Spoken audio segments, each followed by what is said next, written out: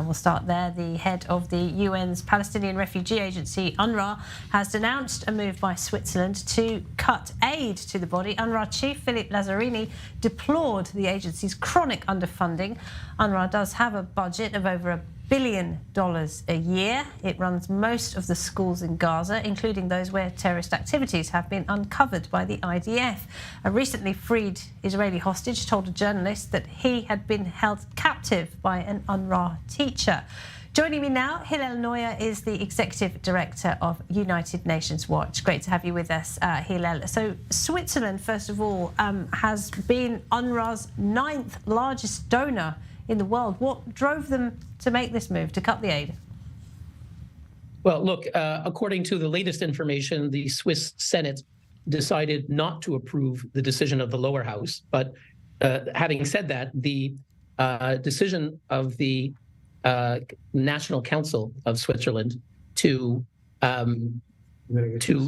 cut the aid is very significant. The member of parliament who brought the motion, whose name is David Zuber-Buhler, said, quote, "It's an open secret that in UNRWA schools, they continue to glorify terrorism, incite violence, and promote anti-Semitism." This is the words of the Swiss MP. He said a majority of the National Council has finally recognized this. So certainly our organization, UN Watch, which is based in Switzerland, we have published numerous times in Swiss media the fact that UNRWA teachers systematically incite to anti-Semitism, the fact that UNRWA schools have been used by Hamas to hide rockets, to hide weapons.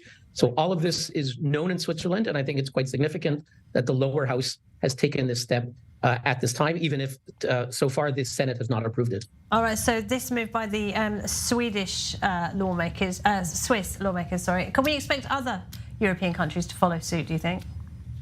I think certainly the Swiss decision of the lower house was publicized around the world. I did see many other countries asking, what about us? And I think it is time. Bear in mind something that has often been forgotten. 2 years ago, the head of UNRWA in Gaza, his name was Matthias Schmel, he gave an interview where he unwittingly acknowledged that Israel complies with the laws of war. He was asked if Israel's strikes back in 2021 were precise. He said, yes, they were very precise, meaning they only targeted Hamas terrorists and they didn't target civilians. For saying the truth, he was pilloried by Hamas in the media in Gaza. He was declared persona non grata. Him and his deputy of UNRWA had to flee Gaza. They were unable to stay. They had to leave their job. So the head of Hamas actually decided who would head UNRWA in Gaza. Moreover, and this, Laura, is really important, Leni Stenseth, who was a former Norwegian diplomat, took over his job, Matthias Schmel. She went to Gaza. She met with Yahya Sinwar, so the evil terrorist, the mastermind who orchestrated the mass rape and killings and massacres. Deputy Commissioner General Leni Stenseth met with Sinwar and said, basically, she apologized, according to reports from the meeting, which she has never disputed. She apologized for what her predecessor, Matthias Schmel, had said, which was the truth, and basically, in so many words, pledged allegiance to work closely with Hamas and sort of never to say bad things about the Hamas narrative again. This is the Deputy Commissioner General of UNRWA had met with Yahya Sinwar and basically, in my interpretation, pledged allegiance. This is UNRWA. Wow, shocking. I mean, UNRWA is unique anyway, isn't it? It's the only refugee agency that looks after the descendants of refugees. As I mentioned in the introduction, its budget is about $1 billion a year, largely coming from American and European taxpayers. What does it actually do for the Palestinian people? Because that's an awful lot of money, isn't it, for any aid agency? Well, yeah. I mean, actually, it's the Swiss foreign minister, again, Switzerland, 5 years ago, Ignacio Cassis, after visiting UNRWA facilities in the region, he said UNRWA is part of the problem, not part of the solution. As you said, Laura, he said they're perpetuating the refugee problem. They're not solving it. And he said the fact that we're paying for it is perverse. So unlike the UN Refugee Agency, which is also in Geneva, the UNHCR, their job is to resettle refugees, to make you no longer a refugee. UNRWA is the opposite. They've taken what were a few 100,000 refugees back in 1948, 49, and made them into 6 or 7 million.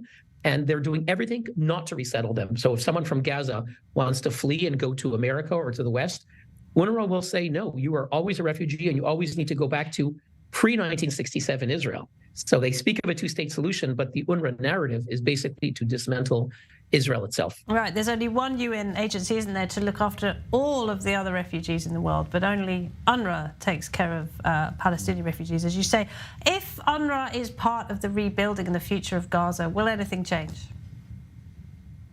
That is a very good question. I mean, the truth is they are the largest agency. So for many Europeans and others, they assume it's natural to ask them to step in. But given the narrative, given, as I said, that when someone said one word that was true in an interview for maybe 20 seconds, he acknowledged that it was true, that Israel's actions were precise, he was forced to leave. An agency like that, which is so dependent on a terrorist group, it cannot be trusted to take care of civilian matters that are for the benefit of the Palestinian population, let alone the UN's own principles of neutrality and humanitarianism.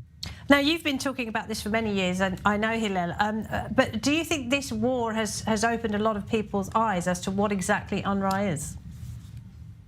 I do think there are a number of people around the world. The fact that, again, that a large majority in the lower house of the Swiss parliament voted to defund UNRWA shows that we've reached a certain point. By the way, that's happened on the same day that Switzerland voted to ban Hamas unanimously. So those happened together at the same time. It's not accidental. The same Swiss parliament that banned Hamas voted to defund UNRWA. As I said, the Senate did not approve it, but that indicates that even Switzerland, neutral Switzerland, enough people have begun to wake up that an agency that claims to be solving the problem is actually perpetuating it. We need to do something. We can't let things remain business as usual. And we should help Palestinians. They need help. But the fact that there's a political agenda-driven agency that is managing all of this, we've seen that they haven't solved anything. And in fact, they're the ones who educated the terrorists of October 7th. Many of them are graduates of UNRWA schools. Hillel Neuer at United Nations Watch. Thank you. Thank you.